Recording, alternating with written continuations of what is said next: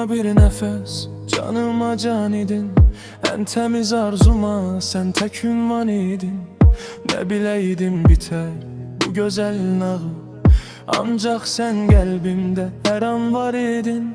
Sen idin ruhuma en güzel kanat, en ağır derdime tek sendin imdad. Ne kadar karşına çıksalar bile, İnan ki mən sənə bağladım həyat.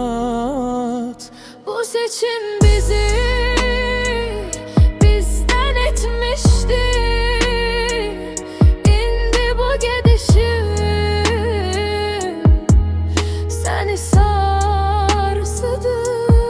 Bax eyni Hüseyni, Zeyni biz bu günahın odu bizi yandırır. Kaş ki o ilk bakışta kör olaydı gözlerim. Kaş ki o ilk yağışta daş olaydı sözlerimiz.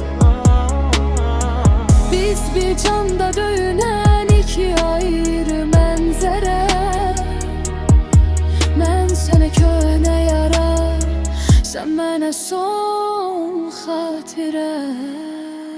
Baxışın qəlbimdə bir istek qaldı, uzaqdan xəyalın canımı aldı. Ruhumun yolları sənə bağlıdır, ayrılıq qapımı zamansız çaldı. Xatirə qəbrində sönməyən çıraq, məzar tək sükutla biz qaldıq uzaq. Ağrısı bitməyən gizli yaramız, mənim diri qalanım sönməz bir ocaq.